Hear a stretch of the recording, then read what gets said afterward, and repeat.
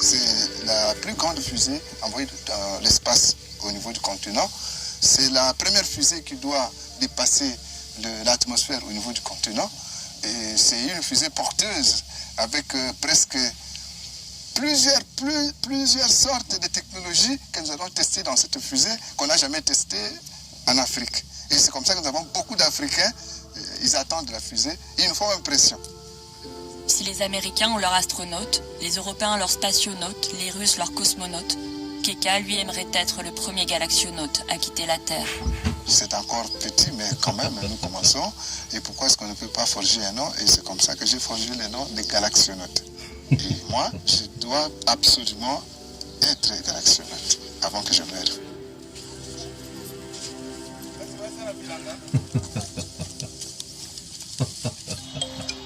En République... C'est tellement absurde. Pas dans le sens où c'est ridicule, mais dans le sens où le contexte dans lequel ce monsieur se trouve, le contexte dans lequel il évolue et les idées qu'il a sont en adéquation avec son environnement. Quelqu'un qui veut aller dans l'espace, quelqu'un qui rêve d'espace dans un pays qui est parmi les plus pauvres au monde, dans un pays qui est dans une instabilité politique depuis des années, une vingtaine d'années. Quand d'autres gens, leur priorité, c'est comment se nourrir, comment se loger, comment s'habiller.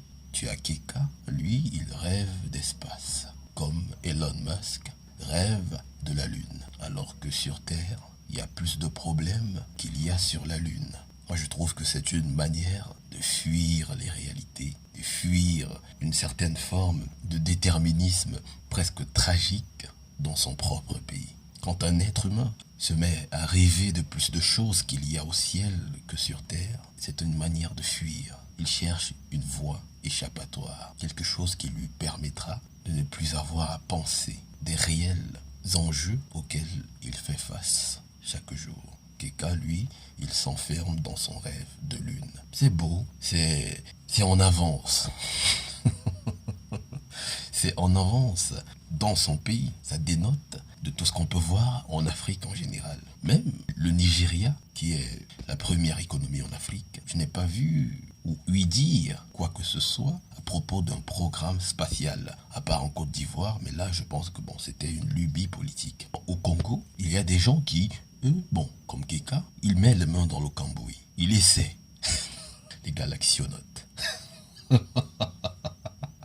Démocratique du Congo, il est plus difficile qu'ailleurs de rêver de la conquête spatiale. Dans ce pays où le salaire moyen est de 44 $ par mois, l'accès au savoir n'est pas un droit, mais un sacrifice. Avec un coût de 500 $ par an, les études supérieures sont le privilège de quelques-uns. L'accès au savoir, un sacrifice. Si on m'avait dit ça il y a 30 ans, j'aurais dit oui. J'aurais dit oui sans hésiter. L'accès au savoir, oui, c'est un sacrifice en Afrique. Mais, en 2023, dire cela, c'est ne pas être au fait des réalités du continent. Ou c'est limiter sa vision juste aux zones rurales de l'Afrique. Mais pour les périphériques ou ceux qui vivent dans les villes africaines, l'accès au savoir n'est plus un sacrifice. Il y a Internet, il y a les smartphones. Et d'après ce que je vois, il y a plus de gens qui utilisent des smartphones que des gens qui ont des livres en Afrique. Et avec un smartphone et la connexion Internet, il y a de la connexion Internet en Afrique. Tout ce qu'il faut, c'est de la volonté. Et on se rend compte que l'Africain, quand il a son smartphone, il a un peu de connexion Internet, ou il a fait une recharge de 500 francs CFA pour avoir, je pense que c'est combien? Ça doit être, c'est pas 1 giga pour 24 heures. La première chose qui lui vient en tête, c'est pas aller sur des sites pour télécharger des livres. Parce que si vous voulez, je peux vous donner des sites où télécharger des livres, certes illégalement, mais gratuitement. Si vous voulez, en commentaire, vous me dites s'il y a ceux qui sont à la recherche d'un quelconque savoir et qui n'ont pas d'argent. Je peux vous donner un site où vous allez télécharger tous les livres que vous voulez gratuitement. Mais bizarrement, la majorité des Africains, quand ils ont un téléphone et un peu de connexion Internet, un peu de bande passante, qu'est-ce qu'ils font? Ils se retrouvent sur Facebook, WhatsApp et Instagram. Et actuellement, la drogue la plus puissante qui happe l'esprit, qui engloutit l'esprit des Africains, c'est TikTok, où ils passent leur temps à regarder des vidéos abrutissantes, des vidéos abétissantes, dans lesquelles il y a certains Africains, comme à leur habitude, ils bougent le popotin, ils dansent.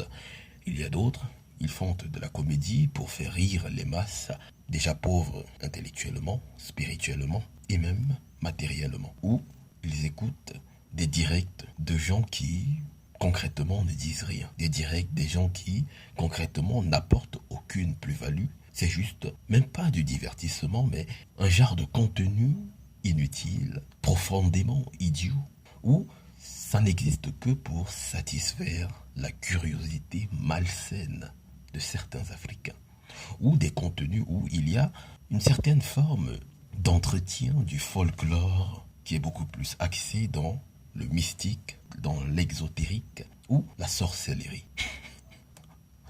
Tu as carrément des influenceurs, parce qu'on peut les appeler ainsi, qui, eux, leur travail, c'est être les porte-voix des hallucinations de certains Africains qu'ils pensent avoir vécu, alors que non, c'est juste des superstitions qui ont été entretenues depuis leur enfance et jusqu'à l'âge adulte, et avec certaines productions cinématographiques, certains courts-métrages qui viennent en majorité du Nigeria. Il y a beaucoup de films qui viennent du Nigeria dans les années 2000, 2010, 2011, où ce qui était beaucoup plus abordé comme sujet, c'était la sorcellerie, avec des marabouts, tout le folklore qu'il y a autour de cela. Ou il y a d'autres influenceurs, eux, c'est les affaires qui se passent en dessous de la ceinture. Eux, leur domaine de prédilection, c'est les affaires qui se passent en dessous de la ceinture. Eux, là, ils sont nombreux. Se sont même donné des attributs comme les coachs en Afrique. Les coachs, si bien que ceux qui les suivent, leurs followers, leur appellent coach. Et ils exposent leurs problèmes en attendant des conseils ou en attendant des réponses qui pourraient, tel un manuel, les aider à régler leurs problèmes. Mais qui, à la fin de leur monologue, déjà de 1, aucune solution n'en ressort, déjà de 2, c'est beaucoup plus du divertissement. En fait, sur l'internet africain, c'est ce qui est beaucoup plus mis en avant, c'est de l'abrutissement, c'est du ridicule, c'est de la bêtise. Rare, je dis bien rare, on les compte, les influenceurs africains qui apportent une certaine forme de plus-value. Là, je digresse déjà, je digresse déjà. Nestor Kibuka a quitté le Bas-Kivu, une région à l'est du pays, pour poursuivre ses études et collaborer avec l'ingénieur Keka sur sa fusée. Ses parents ont durement économisé afin que son grand frère et lui puissent vivre dans la capitale. Il y a beaucoup de difficultés, comme étudier dans le calme, parce qu'ici à Kinshasa, il y a trop d'ambiance. Ça nous perturbe un peu. Le courant est là par hasard. Souvent, le courant vient.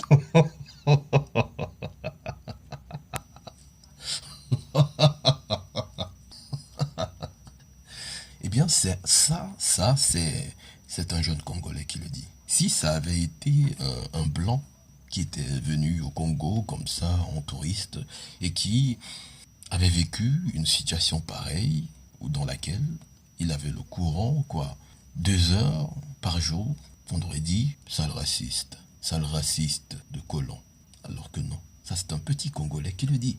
Et il paraît même que, même du côté de l'eau, c'est pareil. Je ne vais pas m'épancher sur l'incompétence, le manque de coordination des sociétés qui sont en charge de la gestion de l'énergie, de l'approvisionnement en eau, ou même de l'administration qui est chargée de cela. Je pourrais faire presque 2 heures de vidéo dessus, que même je n'aurais même pas effleuré le début du commencement d'une solution ou exposer le problème dans son ensemble.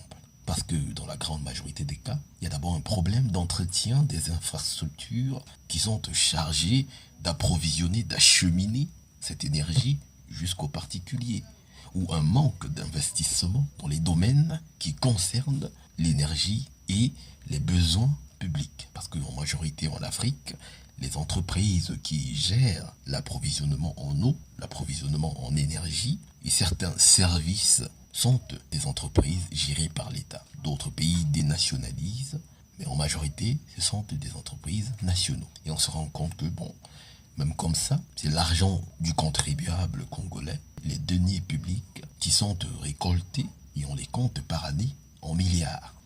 Mais bizarrement, on dit qu'il n'y a pas les fonds pour entretenir ces infrastructures. Pourquoi? Eh bien parce qu'ils détournent cet argent. Eh bien parce qu'il n'y a pas un début du commencement d'une réflexion à long terme dans la prévision, dans la planification de ce que pourra être le Congo ou bien n'importe quel pays d'Afrique dans 10 ans, dans 50 ans, dans 100 ans. Les élites africaines, je ne sais pas si c'est génétique ou bien c'est une certaine forme de conditionnement, je ne sais pas, mais ils ont une tendance à être bornés au point de ne pas voir plus loin que le bout de leur nez.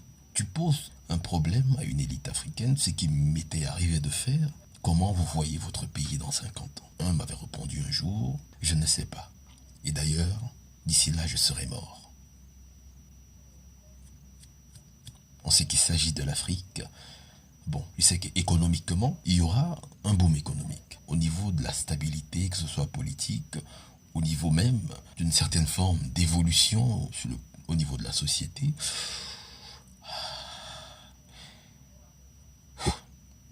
ça sera compliqué. Ça sera très très compliqué. Ça sera très très compliqué. Si chez moi, vers 22h jusqu'à 6h seulement. Pour vivre dans cette petite pièce de 6 mètres carrés, Nestor et son frère doivent honorer un loyer de $200 chaque mois. On vit ici avec mon grand frère. Ici, il y a tout. La cuisine, mes habits, toutes mes affaires. Il y a des casseroles.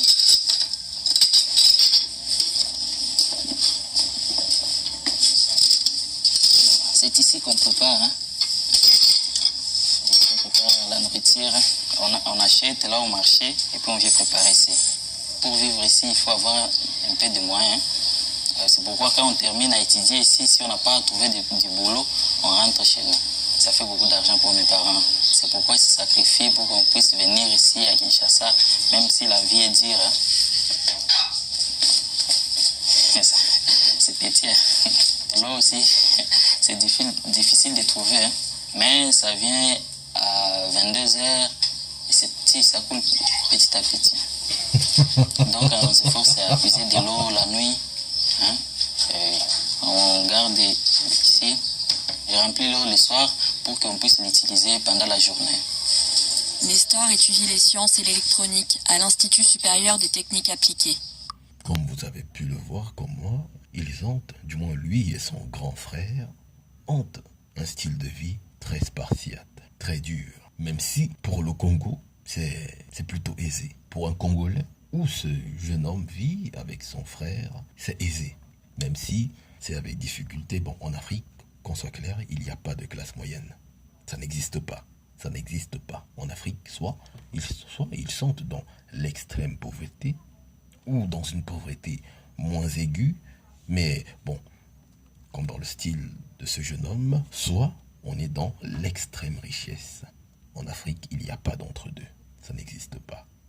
Dans tous les pays que vous iriez en Afrique, on vous présentera deux styles de quartiers. Il y a les quartiers pour riches et les quartiers pour pauvres. Et cela se constate au premier coup d'œil.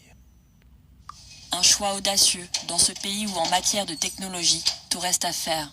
Mon pays a besoin des scientifiques, des ingénieurs, des électroniciens, et pour un peu élever la technologie. C'est ce qui me pousse à devenir un grand électronicien pour améliorer mon pays. Oh putain. Et merde. Moi, je ne suis pas un patriote. Si on me dit demain, ton pays sera attaqué par le pays voisin, moi je lui dis, il n'y a pas de problème, je me casse. J'ai les moyens de me casser, je me casse. Je ne suis pas du tout un patriote. Moi je suis beaucoup plus, du moins je me définis comme un opportuniste. Mais pas un opportuniste dans le sens où opportuniste égoïste, mais dans le sens opportuniste circonstanciel. ça dépend du contexte. Si je suis dans un contexte où je me sens redevable à un pays, ouais, je suis prêt à mourir pour ce pays. Il n'y a pas de problème. Je prends les armes, allons, on part se battre pour la patrie. Mais si, d'après mon ressenti, ou celui de ceux de ma communauté, il n'y a aucune sensation de redevance envers quelque chose que ce soit, non, non les gars, non, non pas du tout, non. Pour moi, la vie c'est donnant, donnant. Mon pays me donne quelque chose, je le donne quelque chose. Les concepts de patriotisme et tout, et le tralala, je laisse ça aux idiots. Je laisse ça à ceux qui veulent croire en quelque chose. Moi, j'ai été élevé dans un système où il ne sert à rien de croire. Il faut prouver. Ton pays doit te prouver que tu peux mourir pour lui. Si ton pays ne peut pas te prouver cela, ça ne sert à rien. C'est de la perte de temps. Le mieux, ce serait d'aller où l'herbe est la plus verte. Certains diront que mon discours encourage l'immigration, tant mieux. S'ils ont les moyens d'immigrer et d'aller où l'herbe est un peu plus verte, tant mieux. Même si ça signifie une exode, une fuite des cerveaux, tant mieux. On ne peut pas rester dans la merde parce qu'on aime la merde et se dire je ne peux pas quitter la merde parce que la merde c'est ce que j'ai connu et c'est la seule chose que j'ai parce que je suis un patriote de la merde. Non, mais bon, chacun a son point de vue. Si vous voyez que vous pouvez mourir pour votre pays, tant mieux. Mais quand je vois ce jeune homme rempli de fierté pour son pays, rempli de détermination pour apporter sa petite pierre à l'édifice. À quel édifice? Je ne sais pas, parce que le Congo, c'est une maison qu'on a commencé à construire, on a creusé les fondations, on a mis les premiers parpaings et bon, il s'avère que le chef chantier s'est barré avec l'argent.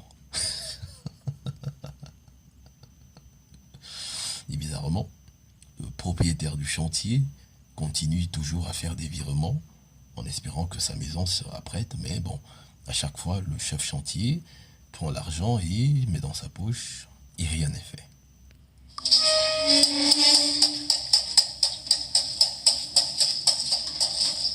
Quand il n'a pas cours, Nestor retrouve son ami Isaac, passionné de science et originaire lui aussi de l'Est du pays. Oui, je pense que c'est bien. Ensemble, ils se rendent à l'atelier dans lequel l'ingénieur Jean-Patrice Keka a entreposé sa fusée. Le jour qu'on n'a pas cours, on part à l'atelier. Bien, pour conclure, on va dire